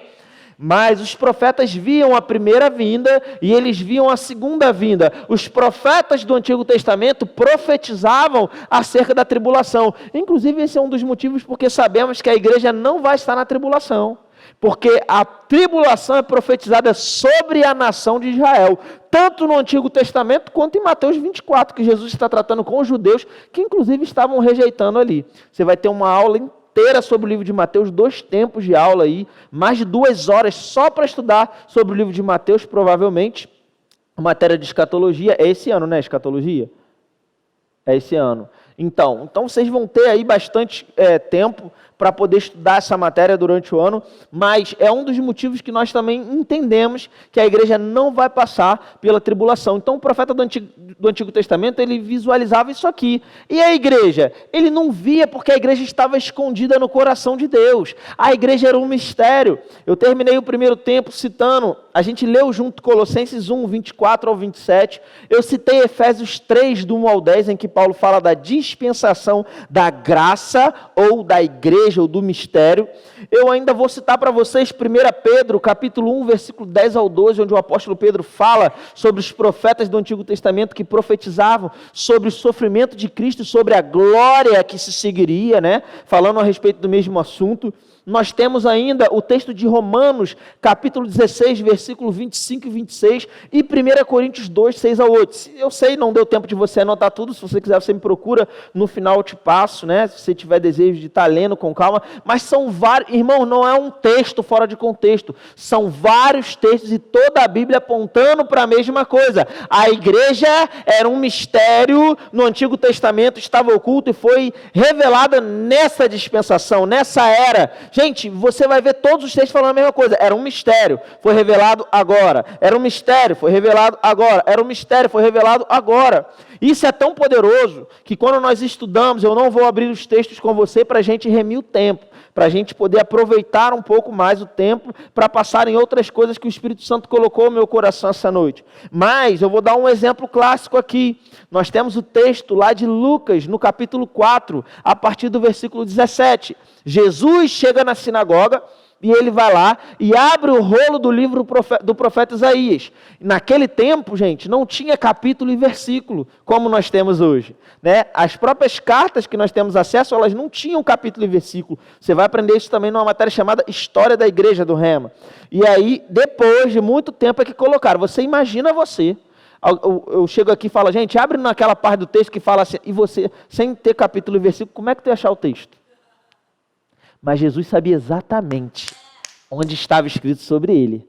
Jesus foi lá e o texto que Jesus vai ler é o texto de Isaías, capítulo 61, versículo 1 e 2, que vai ser citado no Evangelho de Lucas, que vai dizer, o Espírito do Senhor está sobre mim pelo que me ungiu para pregar as boas novas, curar os enfermos, libertar os cativos. Você deve ter escutado falar sobre esse texto. Ele vai começar a falar várias coisas, depois ele fala assim, ó, e apregoar o ano aceitável do Senhor. Qual é a questão? No texto de Isaías original, o profeta Isaías diz, apregoar o ano aceitável do Senhor e o dia da vingança do nosso Deus. Porque a tribulação, os 7 anos de tribulação, é a ira de Deus contra o pecado e também contra o pecado, contra a injustiça, e também é um tempo de purificação sobre Israel, onde eles terão uma última oportunidade, depois de ter crucificado a Jesus, para poder entrar para o reino de Cristo, onde Cristo vai reinar sobre eles. O descendente de Davi vai reinar sobre ele. Você está comigo até aqui? Só que o profeta Isaías cita isso. Quando Jesus abre o texto, gente, Jesus, debaixo de uma inspiração profética, debaixo da inspiração do Espírito Santo, ele vai dizer, apregoar o ano aceitável do Senhor. Aí ele fecha o livro, ele não fala o dia da vingança. Ele fecha o livro, todo mundo está olhando para ele, ele fala assim, ó, hoje acabou de se cumprir a escritura que vocês acabam de ouvir. Jesus sabia em que tempo, em que estação ele estava. Aí Jesus cumpre o seu ministério, é rejeitado, é crucificado, e agora se abre uma fenda, a fenda da igreja. Deus estava tratando com a nação de Israel, tinha promessa para eles. Quando eles rejeitaram a Cristo, o relógio profético de Israel parou. E agora começou a igreja. Agora quem é o povo que tem aliança com Deus, que está sobre a terra? Não é mais o judeu, é a igreja. Antes de Jesus morrer e ressuscitar, para alguém ser salvo, tinha que ser circuncidado. Tinha que virar judeu. Por isso que quando Davi olha para o Golias, ele fala, quem é esse? Quem é esse sem aliança? Para ter aliança com Deus, tem que circuncidar, tem que guardar a lei de Moisés. Agora não, agora nós estamos no tempo da igreja. Amém? Só que, quando a igreja for arrebatada, esse tempo se fecha, e aí começa a última oportunidade de Israel. E é quando vai se cumprir o que Paulo disse, que todos eles serão salvos. A profecia do Antigo Testamento, que inclusive chegam a dizer que eles vão chorar pelo unigênito, pelo primogênito a quem eles transpassaram, Jesus. Amém? E o que a gente tem a ver com isso? Nada. Por isso que a gente estuda as cartas para entender. Entenda, não temos nada, né? A gente tem a ver porque a gente estuda a Bíblia toda. Mas a gente não está dentro desse contexto. A gente não vai estar aqui em tribulação, passando por essas coisas, nem vivendo nada disso. Nós temos uma outra esperança que a Bíblia declara sobre as nossas vidas. Amém? Glória a Deus. E aí, por que Deus nos escondeu? Irmãos, eu poderia falar muitas coisas aqui. Mas uma das coisas que eu gosto de dizer é, você é especial para Deus. Amém? Deus escondeu você de tudo e de todos para te revelar nesse tempo, para ser alguém extraordinário e fazer parte da igreja. Sabe, você pode ter nascido em qualquer época da história da humanidade, mas Deus decidiu plantar você aqui e agora, para você ser um ser extraordinário nessa geração. Para você fazer parte da igreja de Cristo, a igreja gloriosa. Nenhum povo, em toda a Bíblia, de Gênesis a Apocalipse, nenhum povo tem promessas que sejam equiparadas à da igreja. Sabe, irmão, você não é qualquer coisa. Você é especial para Deus.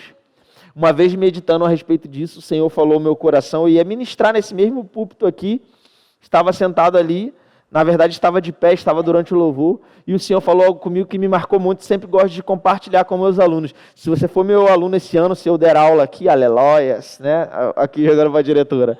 Gente, é importante, essa é uma escola muito organizada, é uma escola que tem uma coordenação nacional, tem toda uma questão, eu estou brincando aqui com a diretora, mas na realidade tem uma escala nacional, amém? E vão ser escolhidas pessoas totalmente capacitadas para servir a sua vida. São 900 professores de todo o Brasil, eu vou dizer, vão vir bombas do reino de Deus aqui ministrar a palavra nesse ano, então se prepara, amém? Glória a Deus. Mas, conforme eu vinha falando, o que eu estava falando mesmo? Obrigado, diretora. Eu estava ali, ia ministrar, e o Senhor falou comigo o seguinte, ele falou, filho, eu ia me ensinar sobre isso, que a igreja era um mistério, e o Senhor falou, filho, você sabe onde eu escondi a igreja? E eu falei, não, Senhor. E ele disse, eu escondi no meu coração. E eu fiquei, uau, Deus escondeu. Realmente, quando você olha, os profetas não sabiam, os textos deixam isso claro. O diabo não sabia. Paulo fala isso quando ele escreve para a igreja de Corinto. Ninguém sabia, os anjos não sabiam. A Bíblia diz, o apóstolo Pedro diz que os anjos olham para você e ficam tentando entender o que está acontecendo, Deus morando dentro de você.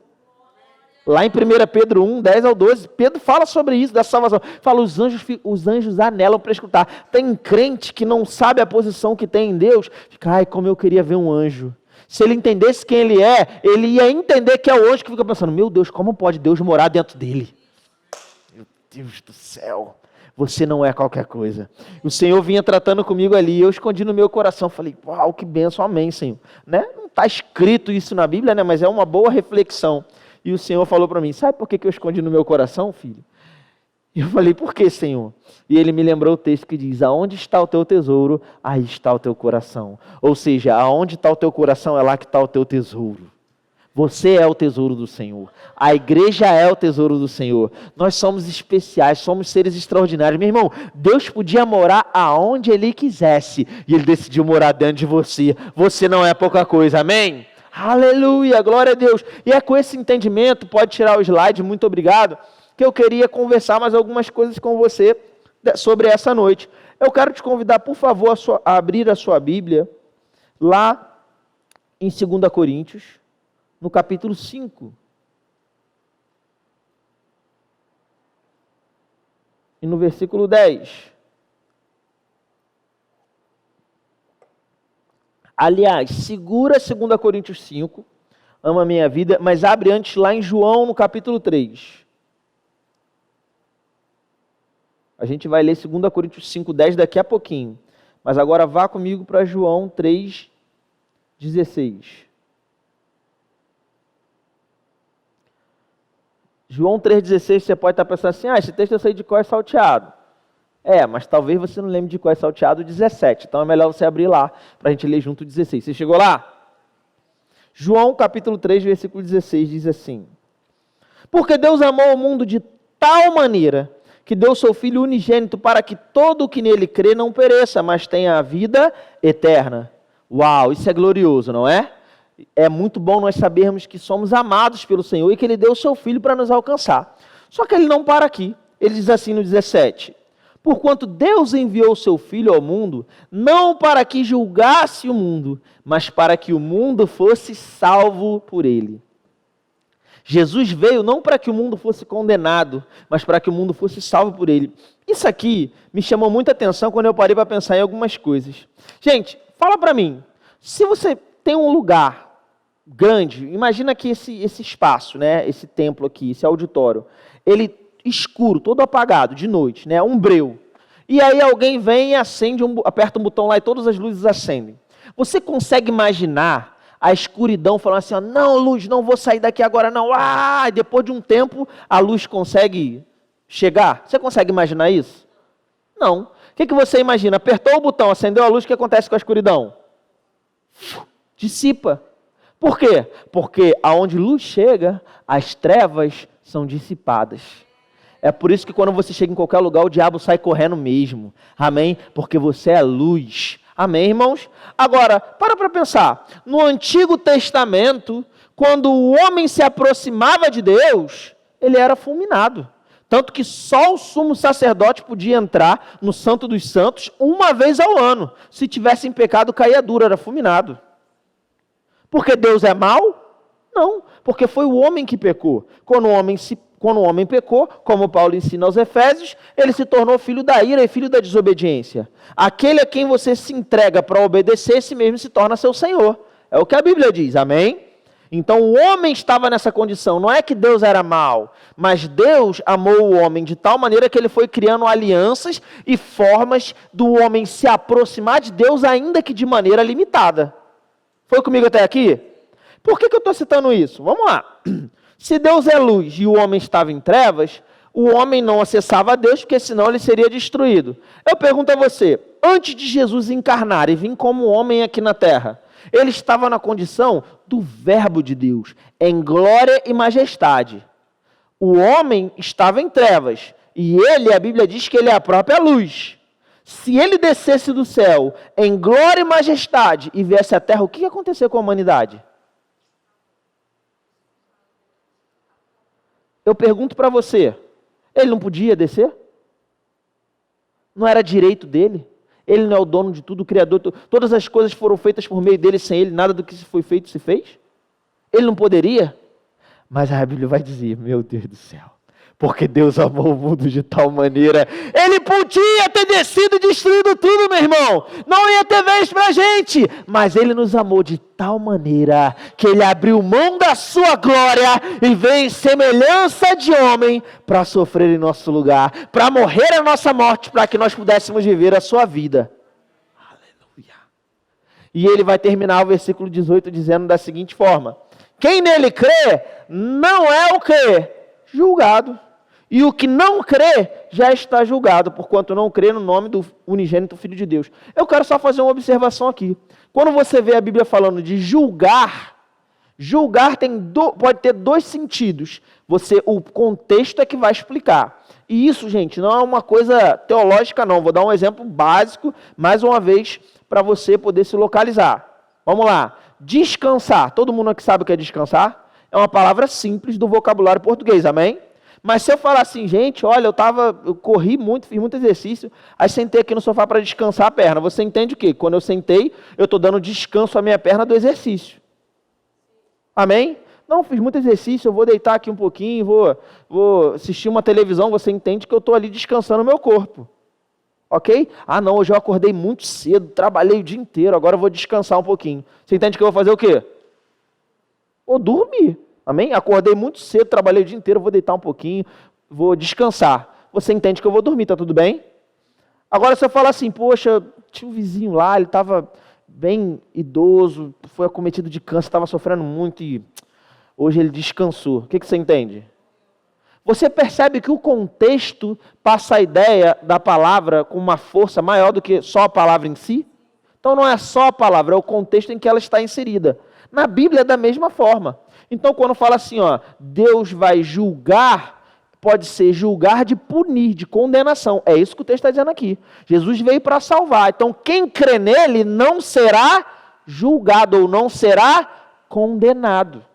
Mas também julgar tem um ponto de avaliação. Deus vai julgar as nossas obras. Ele não vai condenar as nossas obras. Ele vai avaliar as nossas obras. Foi comigo até aqui? Por que eu estou citando aqui isso? Porque juízo eterno é um princípio elementar da doutrina de Cristo, como eu já comentei. E juízo eterno significa que todas as pessoas serão julgadas em algum momento. Vão passar por um julgamento de avaliação. Diga comigo, avaliação.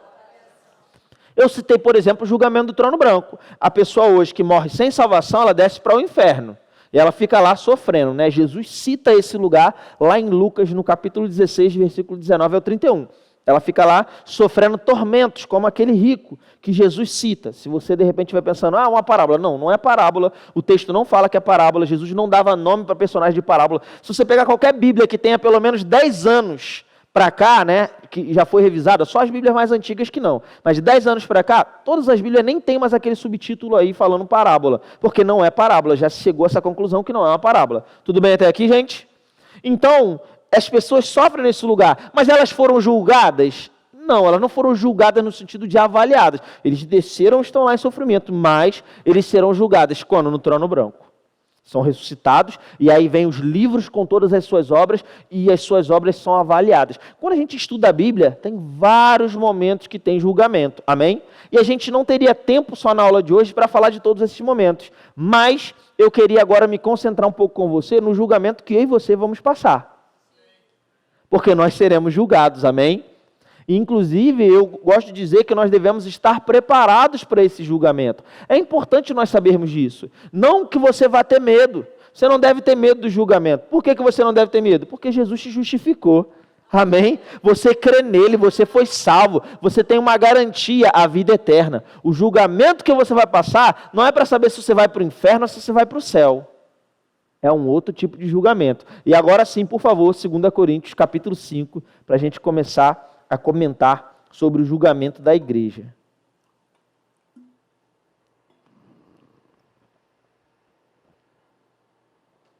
Segunda Coríntios, capítulo 5, versículo 10.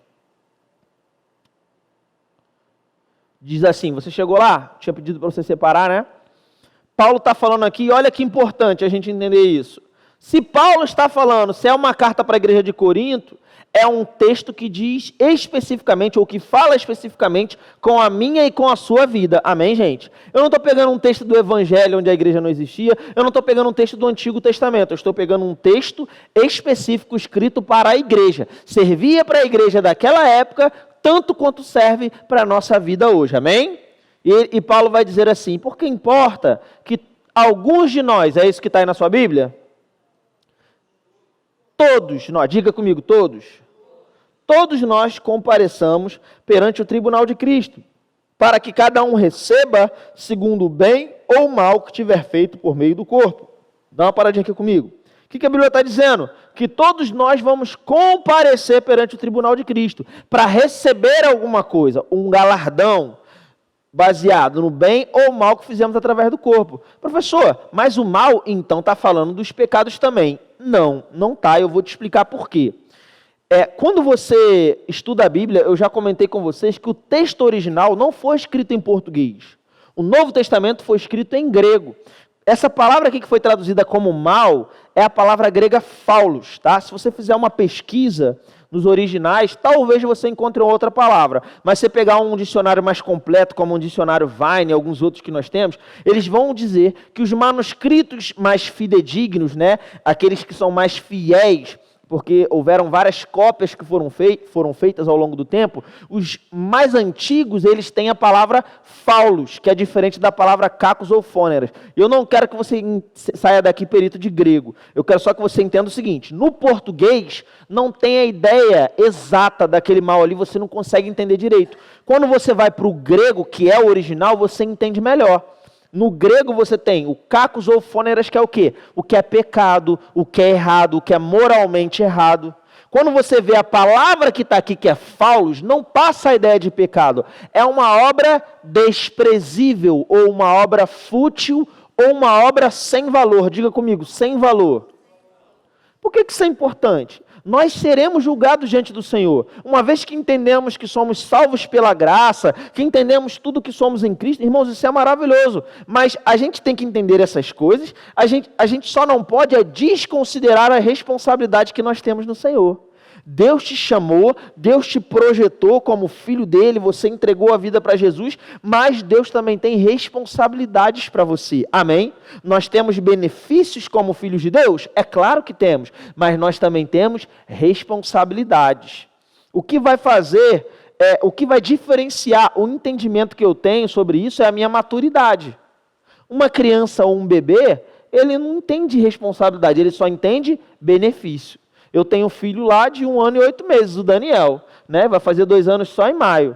O Daniel não quer saber o que tem, o que deixa de ter. Ele quer, se ele está com fome, ele pede para comer. Ele não quer saber quem comprou, se tem que trabalhar, ele não entende nada disso. Ele fala, papai, quer papá, quer, agora ainda pede, né, específico, quer pão de milho. Tipo assim, filho, não tem, eu quero pão de milho. Ele não quer saber se tem ou se não tem. Ele só entende o benefício, eu posso ter e eu quero. Ele é uma criança. Assim também, quando um cristão ele nasce de novo, ele vem muitas vezes em busca de benefício. Eu quero o quê? Refrigério, eu quero parar de sofrer, eu quero uma série de coisas. Ele vai entender que ele é amado, que é uma série... E está tudo bem, mas à medida que você se desenvolve, você precisa começar a enxergar também a responsabilidade. Seja bem-vindo a uma escola que vai te fazer entender os benefícios do Evangelho, mas também vai trazer dentro do seu coração, queimando a responsabilidade que você tem. E eu declaro, você vai andar sobre essa responsabilidade, você vai ver o favor de Deus sobre a sua vida de uma maneira sobrenatural, você vai prosperar, você vai influenciar a vida de pessoas.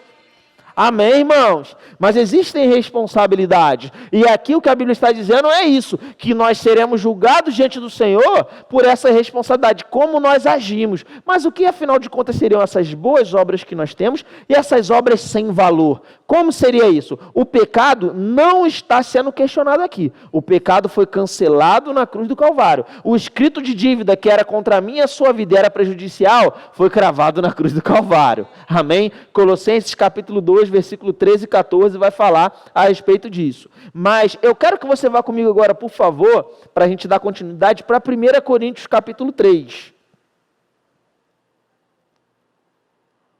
A gente vai começar a ler a partir do 8. 1 Coríntios capítulo 3.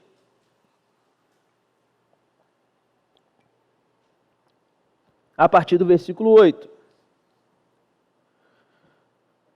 E quando eu entendo que eu vou comparecer perante o tribunal, eu entendo que a igreja vai ter um julgamento. E como vai ser esse julgamento da igreja? É através da Bíblia que a gente vai entender. Através dos textos que foram escritos para a igreja.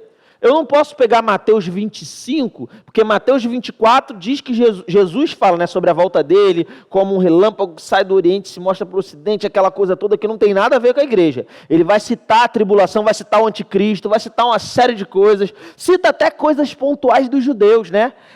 Orem para que não seja no sábado. Gente, o que o sábado tem a ver com a gente? O povo consegue entrar nisso aí e se embolar todo, não tem nada a ver com a gente. E aí Jesus vai para Mateus 25, vai dar continuidade. Aí Jesus vai falar da parábola das virgens. Então o reino de Deus será semelhante à das virgens. Aí os pregadores, né, os terroristas, gospel, eles chegam para você e olha a parábola da virgem. As prudentes, as 5 virgens prudentes, elas guardaram azeite, andaram em santidade, então foram com o noivo. Agora as virgens nécias, elas não guardaram azeite. Quando o noivo veio, elas foram jogadas onde tem choro e ranger de dente. Olha aí, tá vendo? Se você não estiver andando em santidade, Satanás vai puxar o teu pé de noite. Meu irmão, eu pergunto para você, você é a virgem nécia ou você é a virgem prudente? Tempo! Nenhuma das duas. Você não é a virgem, você é a noiva. No casamento dos judeus, o noivo não casa com as 10 virgens, ele casa com a noiva. Você é a noiva. Sabe quem é a virgem? São as convidadas para o casamento, que no contexto Jesus está tratando com os judeus. Professor, então não tenho que andar em santidade? Não diga que eu disse o que eu não disse, porque o que eu disse foi exatamente aquilo que eu quis dizer. Você tem que andar em santidade? Sim, e tem um monte de motivo para isso. Inclusive, entender e ter reverência para com o Senhor e com a vida que eu tenho que viver aqui na terra, olhando para a eternidade. Mas não é que eu vou andar em santidade ou não, porque senão não vou ser arrebatado, vou ficar para a tribulação. Ei, tem gente achando que vai se mover em Deus através do medo. Deus não quer te mover através do medo. Deus não quer te assustar como se ele fosse o bicho papão para ver se você anda direitinho, não. Deus te amou de graça, sem te cobrar nada e te alcançou. Agora, uma vez que você entende isso, uma vez que você deposita a tua fé no lugar certo, você atravessa até uma parede, se for necessário. Coisas que o medo nunca te capacitaram a fazer. Em Cristo, o amor dele é capaz, porque é o amor que constrange, o amor que opera, o amor que faz você correr velozmente. Amém? Aí pega Mateus 25, aí pega a parábola do trono da glória, lá no final de Mateus 25.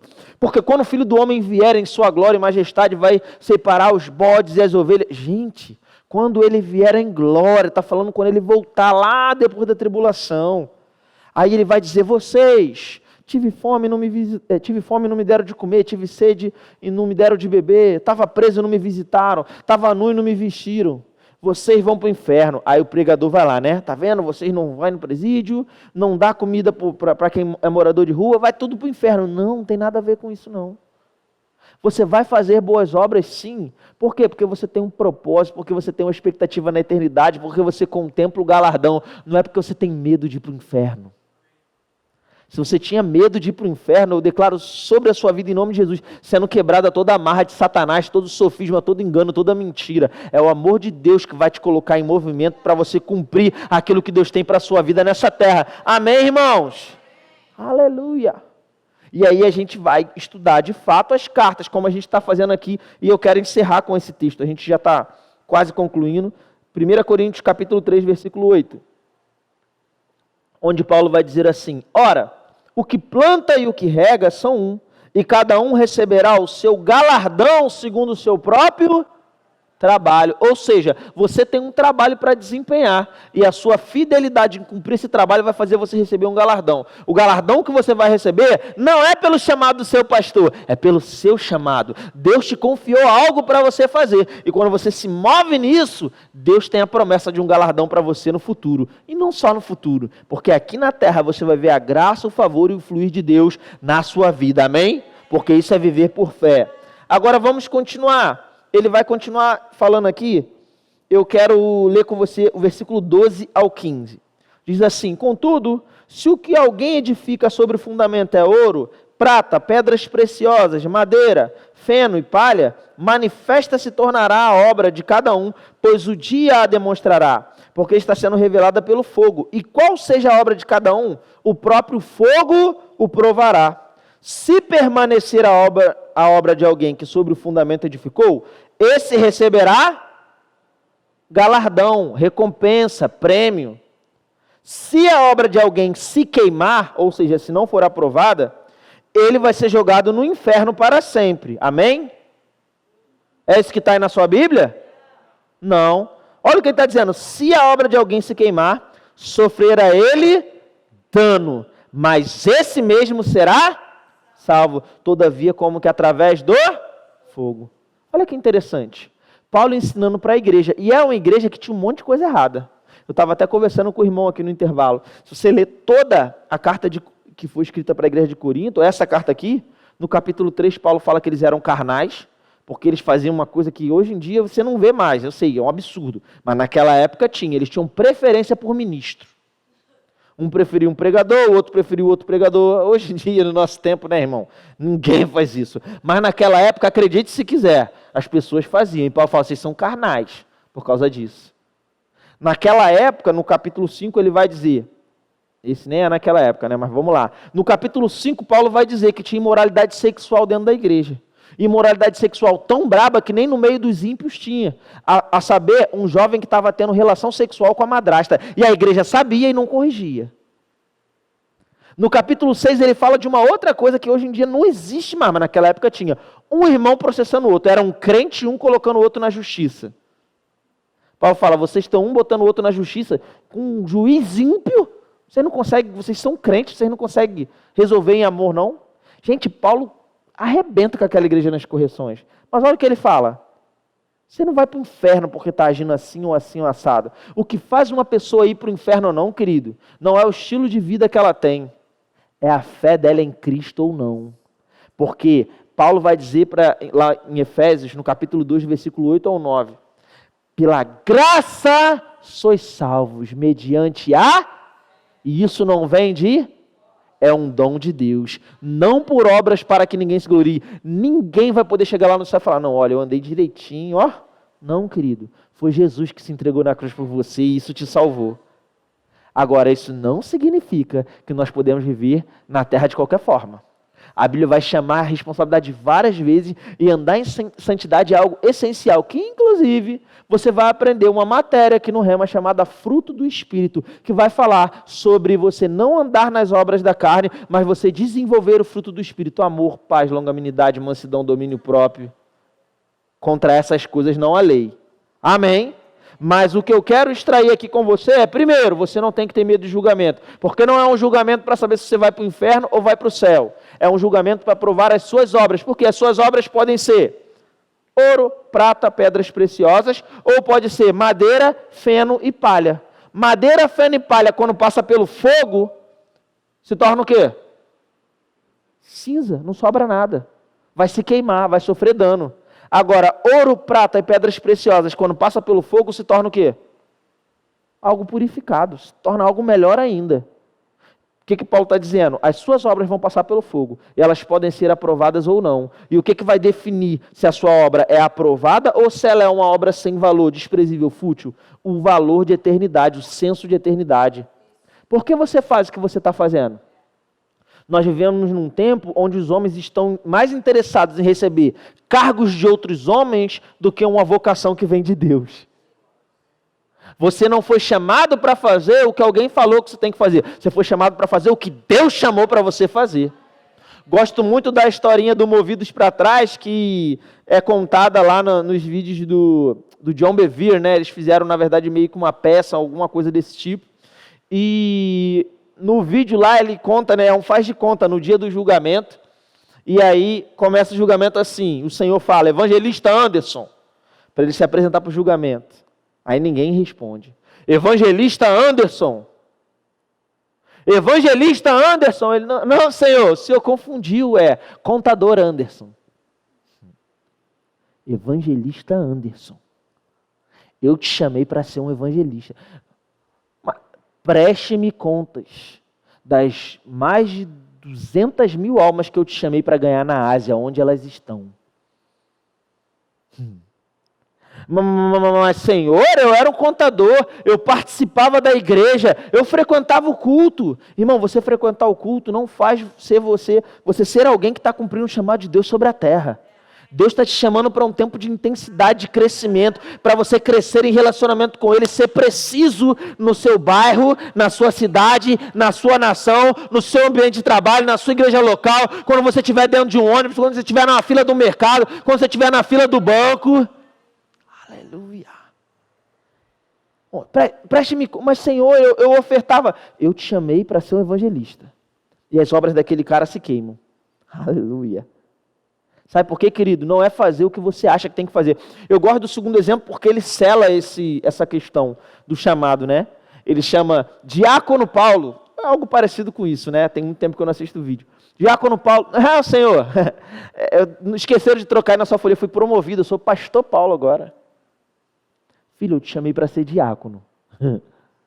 Mas, Senhor, eu era um pastor de uma igreja de 2.000 membros Ele, filho, eu te chamei para ser diácono. Se você tivesse me obedecido, se você tivesse me buscado, eu te revelaria meu plano.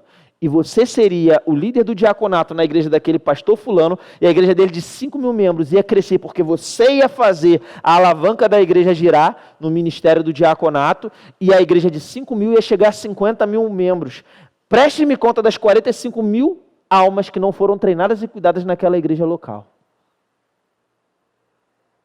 E eu gosto, né, da frase, se Deus te chamou para ser diácono, não seja rebaixado a pastor. Ei, Deus não dá cargo nem título, Deus dá vocação que vem desde o ventre.